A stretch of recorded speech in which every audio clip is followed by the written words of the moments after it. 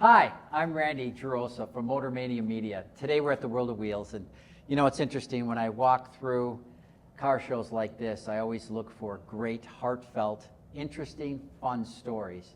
And today we have the privilege of being with Mark and Joanne, who Mark is the owner and the original designer of the car, but a story isn't a story unless you title it, so I'm going to call this Lost and Found. And this is going to be a story about friendship, about family, about commitment, about loyalty. And Jeff has been a lifetime friend of Mark's. And Jeff, if you could lead us into the story, maybe start with how you guys became friends, how long ago? Absolutely. So Mark and I have been friends for 53 years. And I met Mark because he was dating my brother's babysitter. And we just got to be good friends. Mark actually became kind of part of my family. And we started working on cars. When we didn't have a lot of money, we went out and we found some old cars and we'd fix them up and we'd get them going. And it came to be where we had a group of friends that on kind of a regular basis, we would be pulling engines in my dad's garage and swapping this for that. And as time went on, Mark pursued a career in auto body work, and which was great for us because Mark went to school at Moraine Park Technical College, and all his buddies got to be project cars for school. And so Mark got to be very popular. Wow, that's awesome. So the car that's features here is, if I remember, is a 1923 T Bucket, correct? It is, and Mark bought the car as a T Bucket that was a kit car, and saw it as a project, and completely disassembled it, had a vision for it, and that vision is what you see today.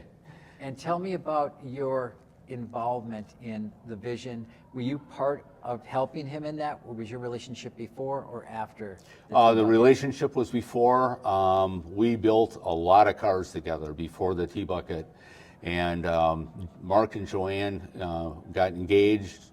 Mark pulled Joanne into his car hobby. Okay.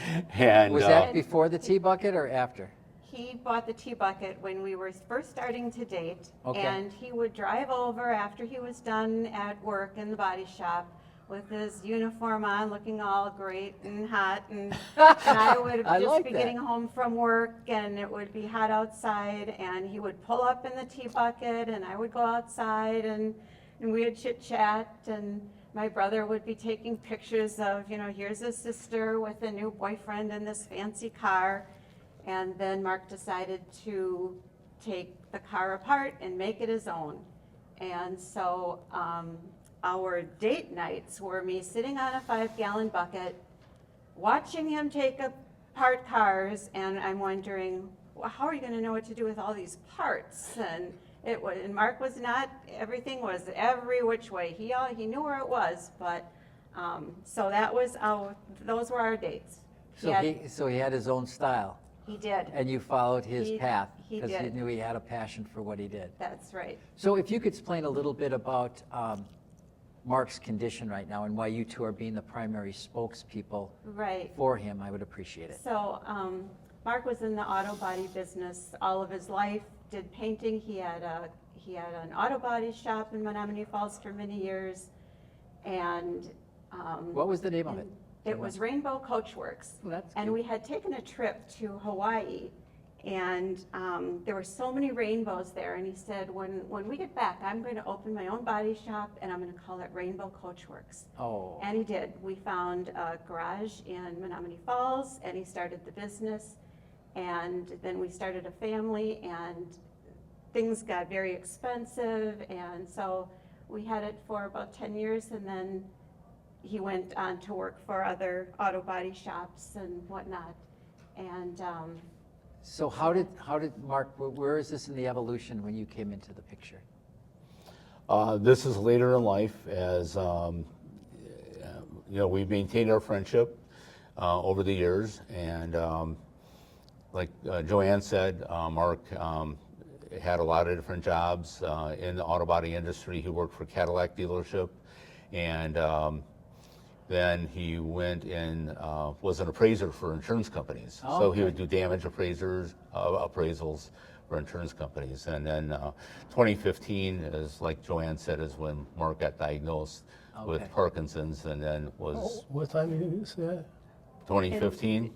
And, right, Probably so, pretty close. yep, Yeah. he was diagnosed with the Parkinson's disease, and he continued working for a number of years because he just had a love of auto body work, and he would be meticulous with painting and sanding and getting everything just as straight as possible, even when the auto industry at times it's like, move along, quicker, quicker, faster.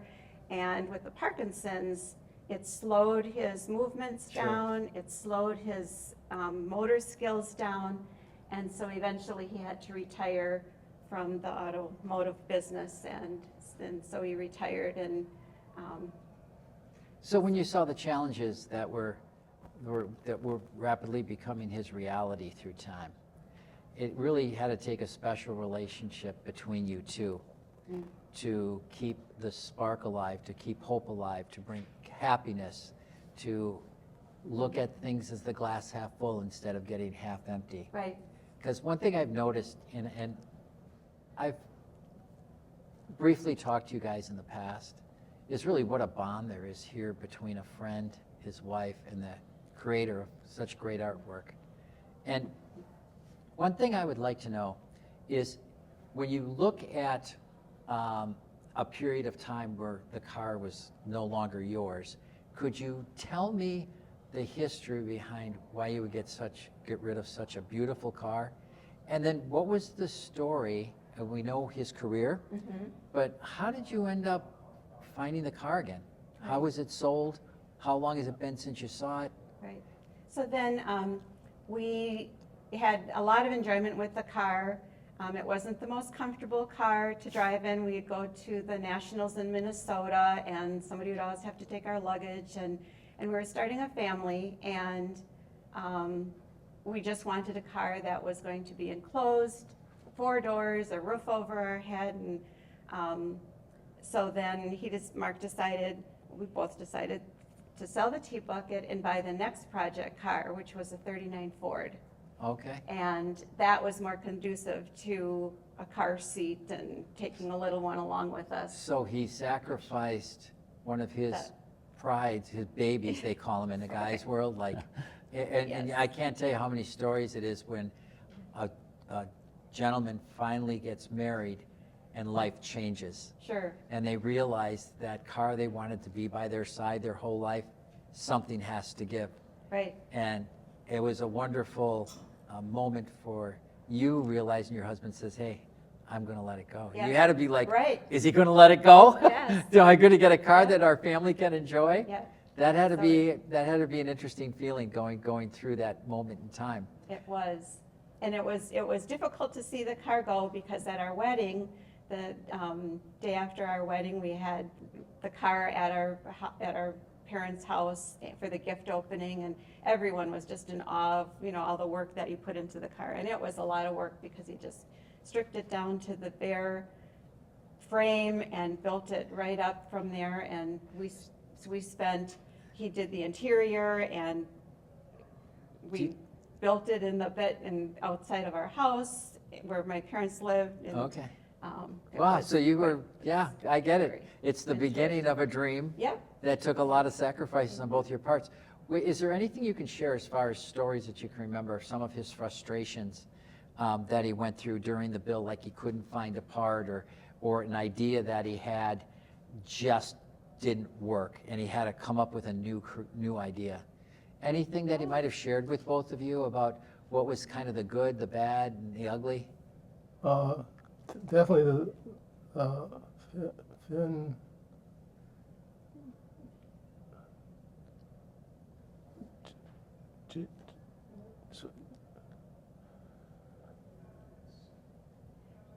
But one of the difficult parts was when we went to get a license for the car. Motor vehicle was Yeah, like, that oh, would be interesting, a you 23. need to have fenders, and you need to have this and that, and the exhaust pipes need to go out longer in the back of the car. So then Mark had to fabricate these stainless steel fenders for the front tires and the back tires and jump through hoops to get the car so it Make could it get a license. roadworthy. And so he got the license and everything, and we got home, and off all that stuff came. So that's when but- you told me about the pictures. Yeah, when Yeah. we went through the pictures, Joanne has a very extensive photo album of the build of the car, and I scanned the photos, and we have them here today. But my brother and I were going through the photos, and we forgot about the fenders and the exhaust. And my brother's like, "Look at the fenders on the car." And they were makeshift fenders, but they were fenders. Sure. According to He just wanted to be DOT. code. Right. Yep. And then there was a makeshift exhaust that went beyond the back axle to make it legal to be able to get it licensed. And I don't even remember seeing that. That's how short a time that those parts were on the car. Right. Just get it from point A to B. It's thrown up the Yep. beauty of my creation. Let's get road legal so we don't get pulled over. I totally get that. Yeah. That's great. So now you sold the vehicle for your family, basically, right? Right. Made a sacrifice. And now the car's gone. And so your life moved on. And then what happened where we have the lost and then the found?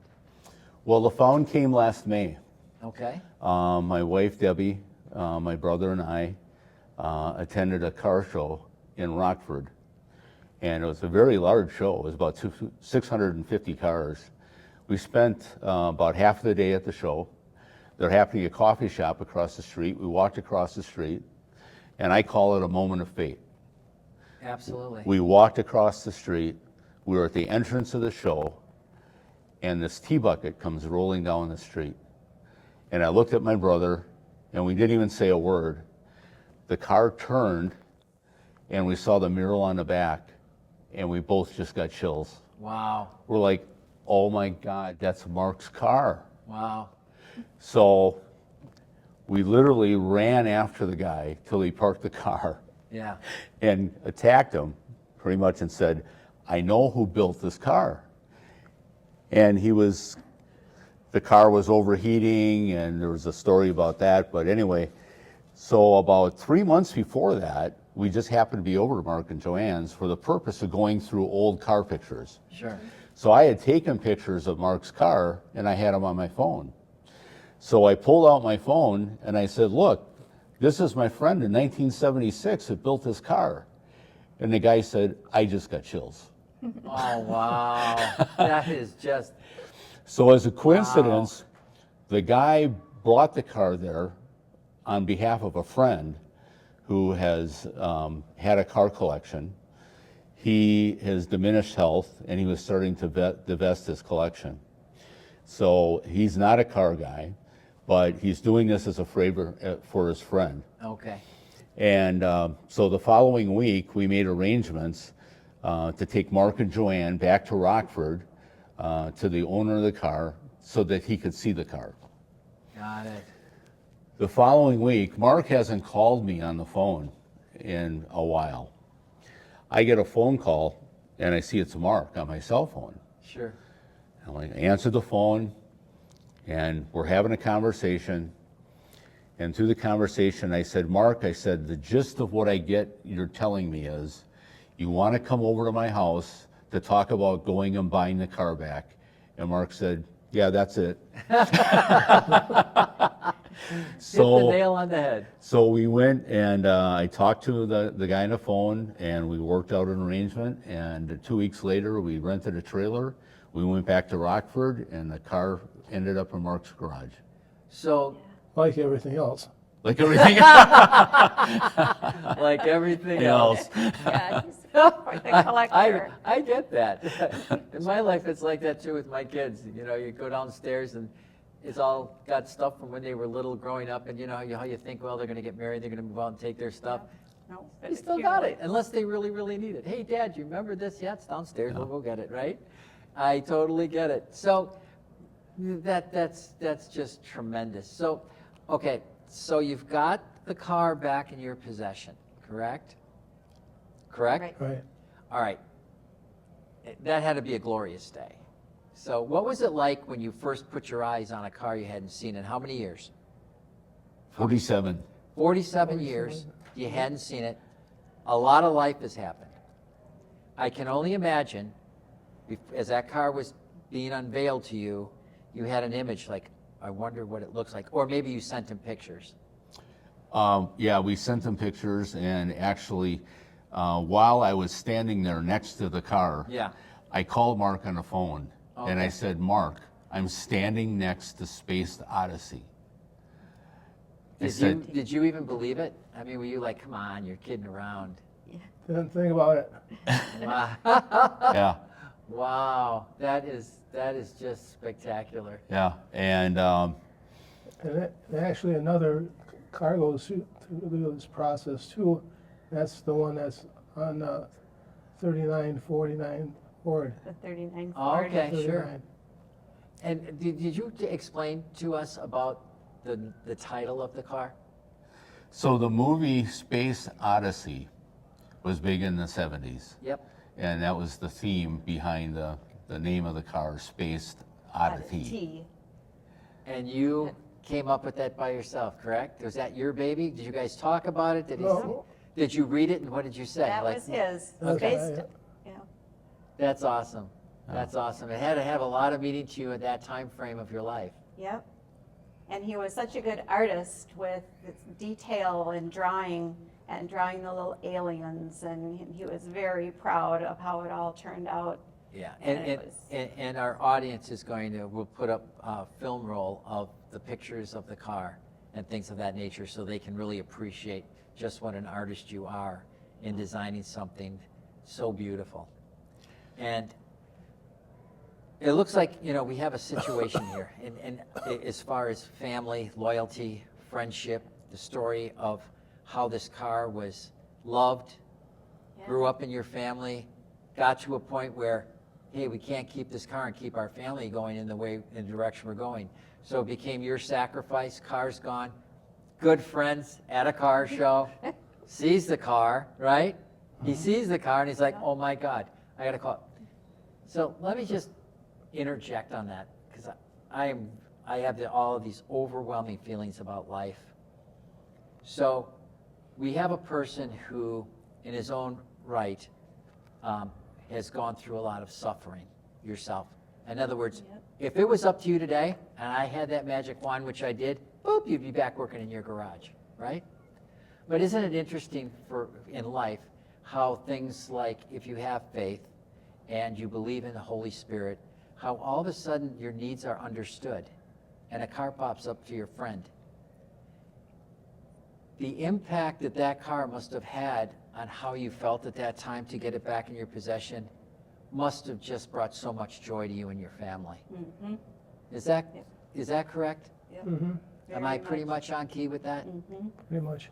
Okay. And it's like a ring, it's just full circle. It just came full circle from when he built it, and then it was gone, and then dear Well- friend finds it, and it's just like a ring of love all the way Yeah. around, from building the car to the love of a dear friends Debbie and Jeff, And if you think about it, which is really, really interesting, is your passion is still alive because where your car goes, you go. If that car was never found, would you have been at a show like this today? No. Right. No. There you go. Yep, Prayers answered. yep. Mm-hmm. That's awesome. So the 39 that Mark bought Yeah. or built, Yeah. What happened to that car? Started to build. started to build, Okay. actually ended up here at the World of Wheels on display. It was truly a show car. So he built Wow. another masterpiece. Oh, that's awesome. Yeah. We were members of a car club, the Blue Ribbon Rods, Okay. for many, many years, and our car club would be here in the Sure. car show, and we would go to all the rod runs, all the nationals. It was constant car weekends. And what happened to that car? Fun. Do you know? That, Did you sell it? right, we sold it. Okay. And yeah, I'm not sure who bought the car, but You said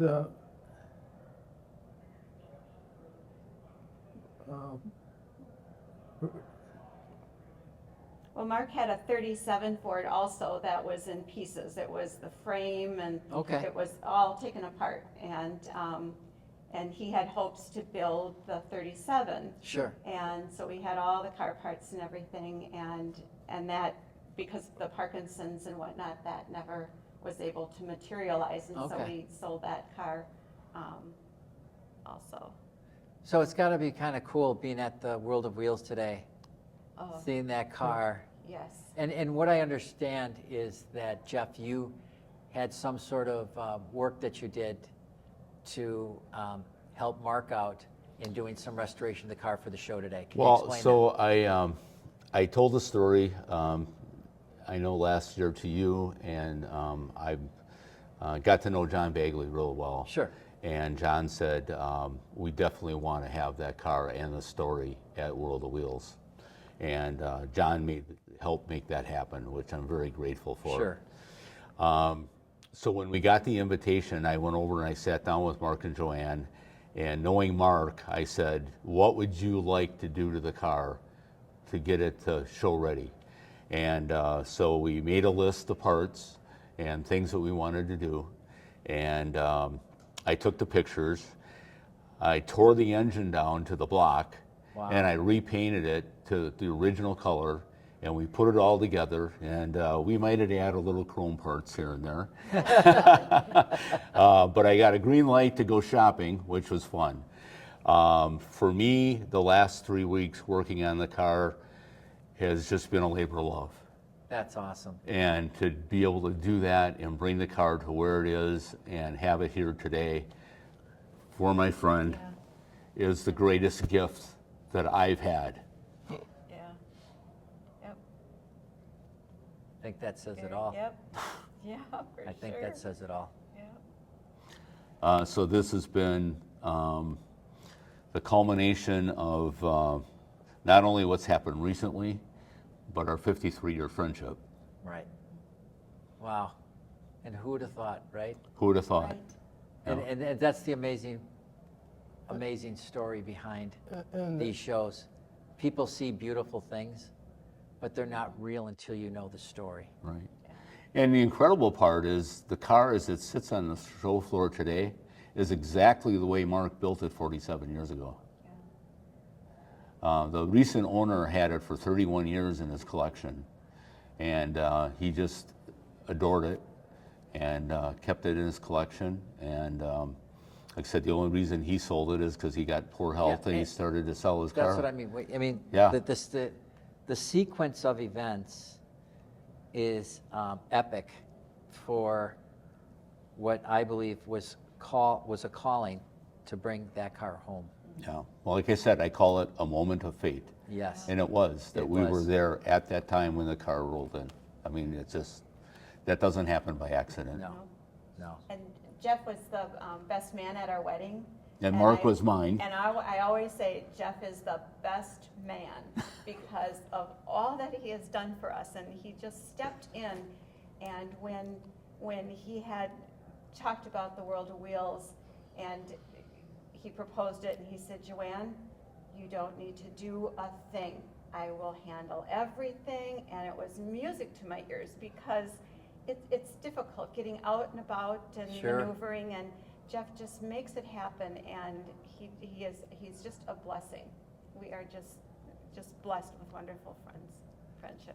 So to wrap this up, really in this world, what we need more of and what this group has shown us is really what love, compassion, and selflessness and not selfishness can do in this world.